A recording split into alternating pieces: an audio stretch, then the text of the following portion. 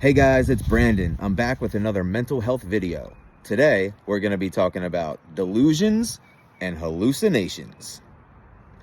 Last week, we discussed bipolar disorder, which is characterized by high highs, low lows, and we called that a mood disorder. We talked about schizophrenia, which is primarily a thought disorder characterized by hallucinations and delusions, and schizoaffective disorder, which is a combination mood and thought disorder with high highs, low lows, and hallucinations and delusions. So what are delusions? Delusions are basically any fixed idea that cannot be changed despite evidence to the contrary.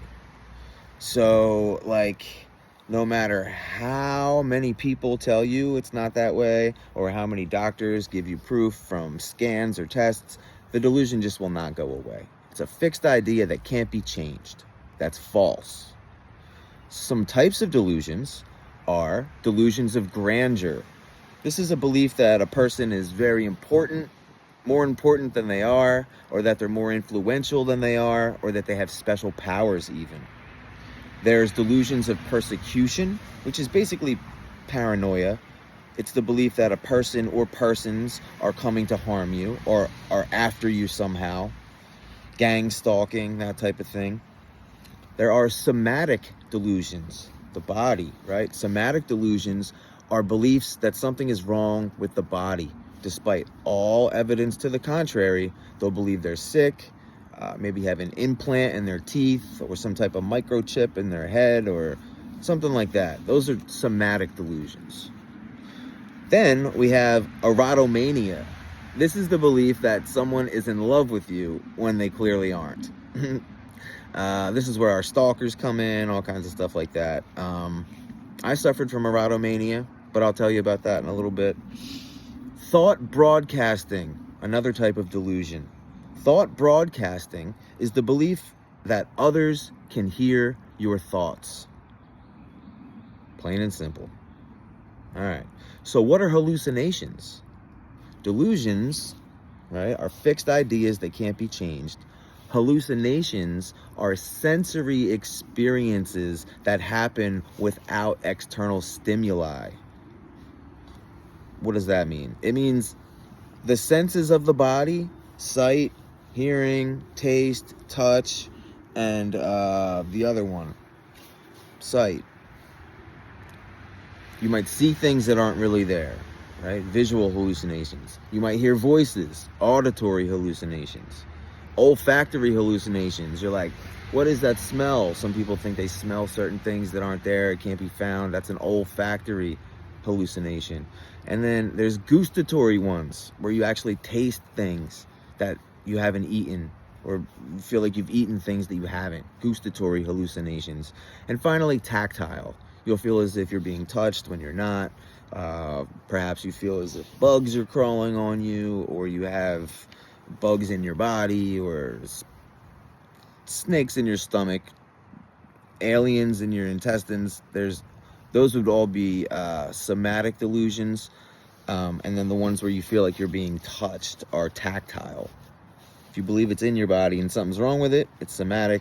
If you feel like your body's being touched, it's tactile.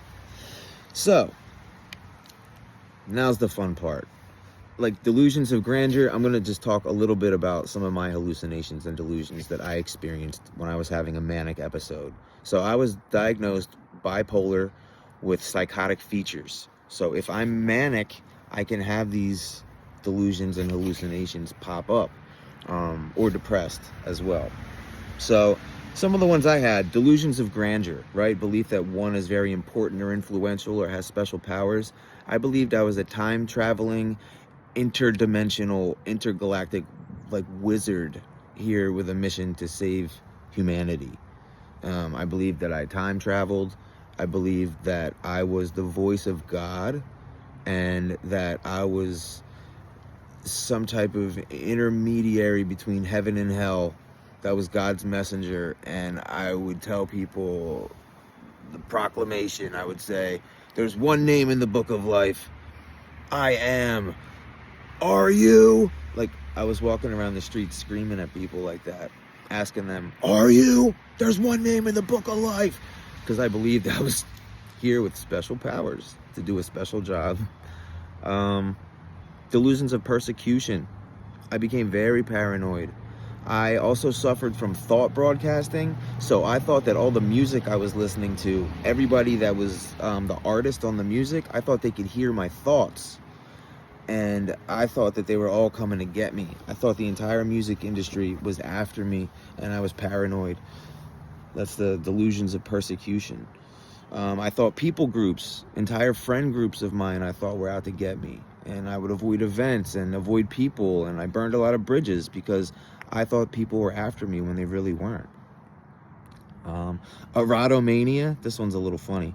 I actually, I believe that Miss Lauryn Hill from the Fugees was in love with me, and that I was part of some type of like celebrity bachelorette where I was being courted to eventually meet Miss Lauryn Hill from the Fugees. Anywho,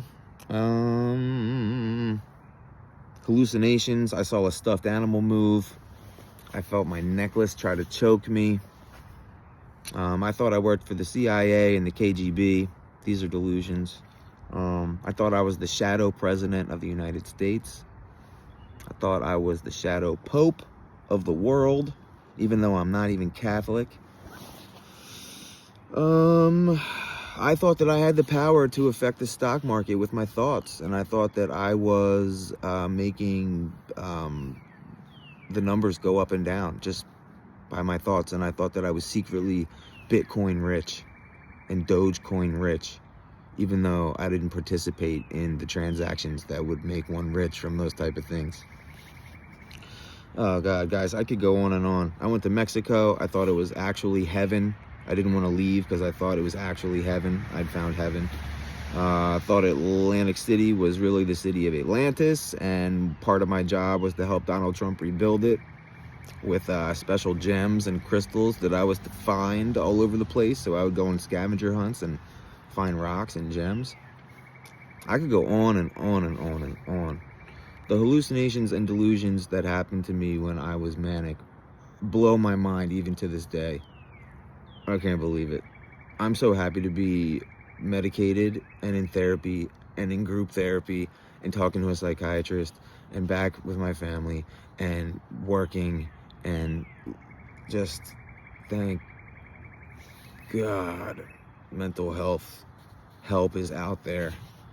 And if you or anyone you know is struggling or having trouble, call that 988 number. It's suicide prevention. If you aren't even suicidal but you need to talk to somebody, call 988 and they'll help you. There's people there 24/7 to talk. Again, I'm not a doctor. I'm not a psychiatrist. These are my own personal experiences, and I'm sharing them in case they might help somebody else. Again, my name is Brandon, and this has been Mental Health Talk. Thanks for coming around. Stay well.